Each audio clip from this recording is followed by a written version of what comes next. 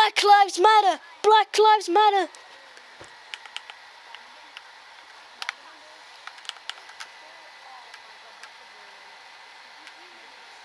That kid on the top.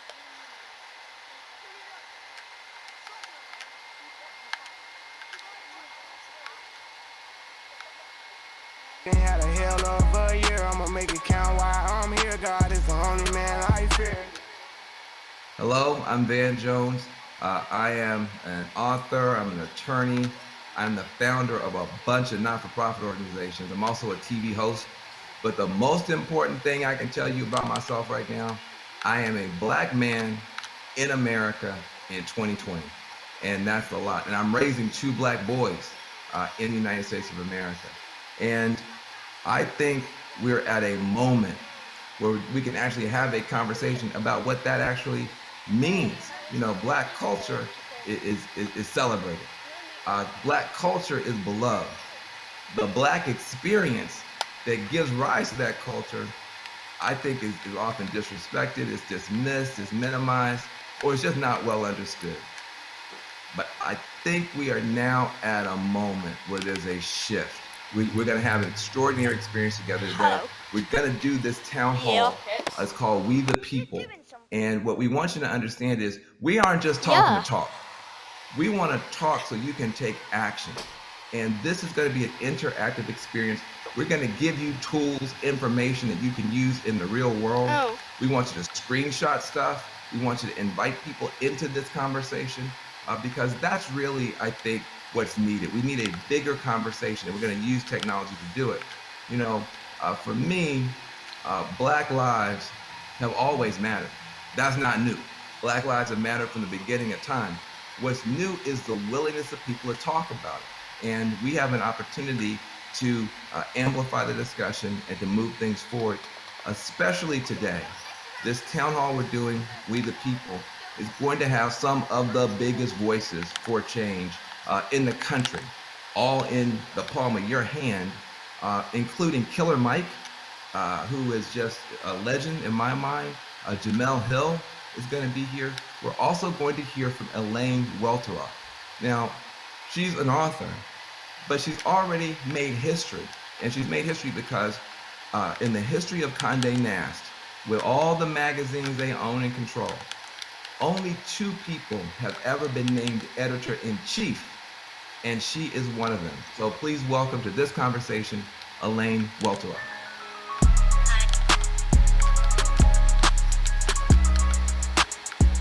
Look, I am so happy that I get a chance to have this conversation with Elaine. I mean, this sister is just bad. She's bad. She's a New York Times bestselling author, award-winning journalist. Just changing my skin like it's nothing. New Project Runway. I can't even change my skin. Obama. She's just bad. So I want.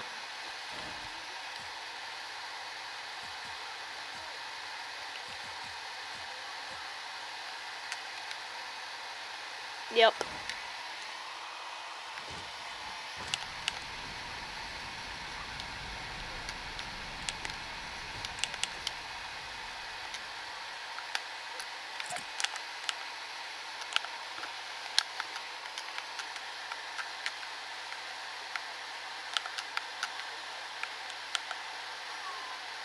Kinds of senseless murder.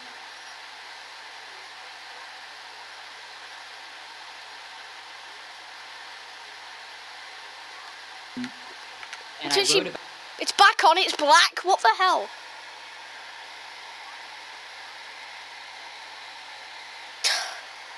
stated. So it was so hard to get out of bed that morning, let alone proceed as business as usual. And I wrote about what it was like coming into the office that day, expecting or anticipating that other people might be feeling some of what I was feeling, just as humans, as feeling, thinking humans, and feeling like everyone was able to move on like business as usual.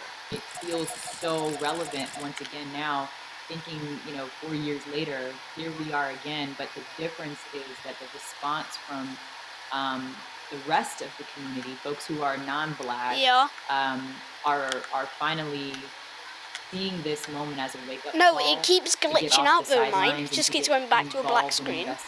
It's fine for me now, yeah.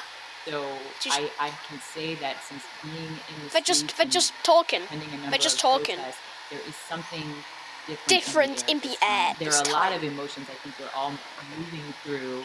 Or trying to move through. I'm trying to move through to get towards the collective action. There is so much work. There is so So I much think work we're for all all of feeling us. that pressure. We're feeling that weight. But I think we're also feeling empowered that this time has to be different. Rory, do you know I changed my you've been skin on this. through the middle? I mean, you really have been not just Kit, an I'm inspiration, Kit. but you've been offering really education to a whole new generation through Teen Vogue.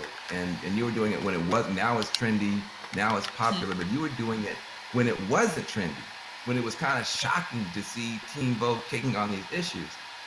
Why did you make that choice? Because you're saying other people now are going to have to make similar choices to be a little bit more brave and bold, but you were doing it when it wasn't cool. Why? And talk about that.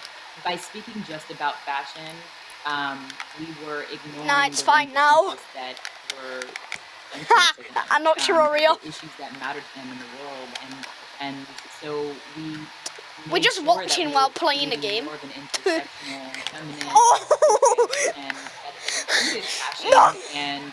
and pop culture. But The that Meme also Olympics. spoke to, intersectional feminism and It's the social Meme justice Olympics. issues, Black Lives Matter. You're right that there was no model for success for that at the time. There were a lot of people that were like, "Oh, Teen Vogue about politics." Hey guys! And we got pushback. Folks thought it wasn't our place.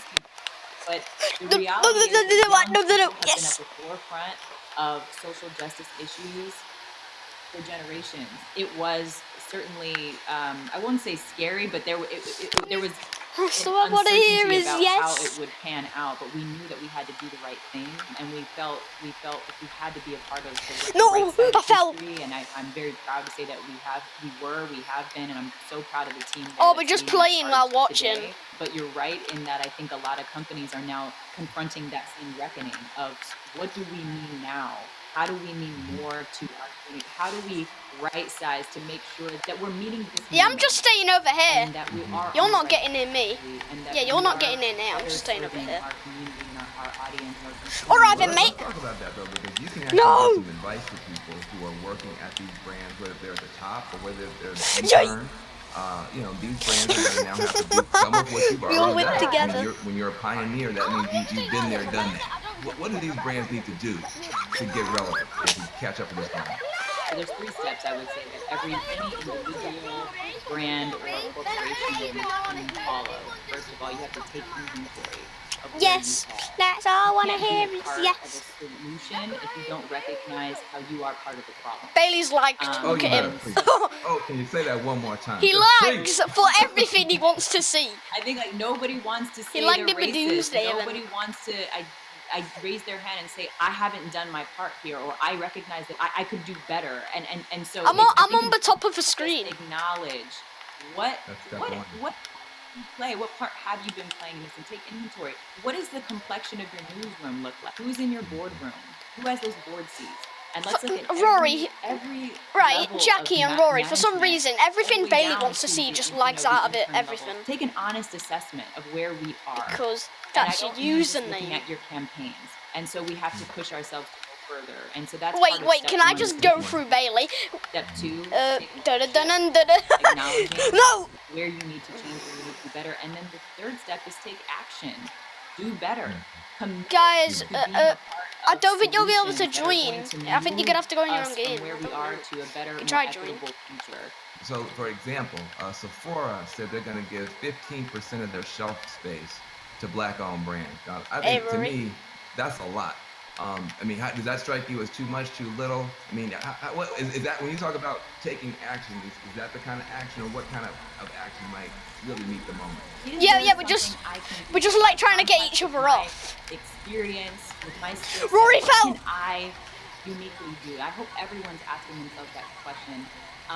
And one of my very close friends, Aurora James, and I were having a conversation when all the protests were kicking off about what we want to see from companies. because we've Jack's starting gone. to see It's only me and Rory. the we stand with the Black community and Black Lives Matter was starting to come from Oh, companies that we're it's just so like, risky, dude. how in the world is this acted by this corporation when they have 0 Black people in their executive leadership team? Something's Come on, not Rory. adding up. I'm And not so scared. we sat there and we thought about what is our ask to brands? So Aurora James, who is my dear friend, and she is a Black business owner. She's a successful accessories designer. She and I spoke, and she decided that she was going to say, I want to start something. And this is what Go on, no, please let me win. Please let me win. Pledge. Hooray, I The 15% won. pledge, which Aurora James founded, I won. and I'm working with her on.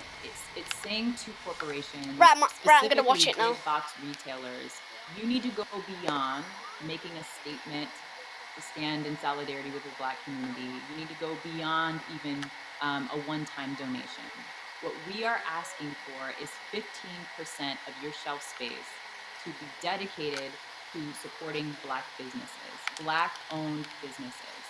That is a big ask. And the reason we decided 15% is because 15% of the population, nearly 15% of the population is Black. So let's see ourselves represented. Danger, danger. It's been 3 weeks. Get your and weapon. This thing has Shoot already him. exploded. It has gotten so much momentum. It's so Screw exciting to see.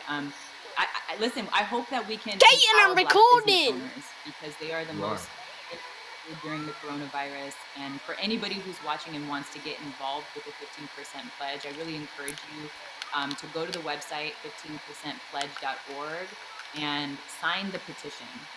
So help us keep pressure on these companies to continue to fuel money, to put money back into the Black community. And if all 4 of these retailers that we're targeting take this pledge, this will mean over $14 billion being funneled back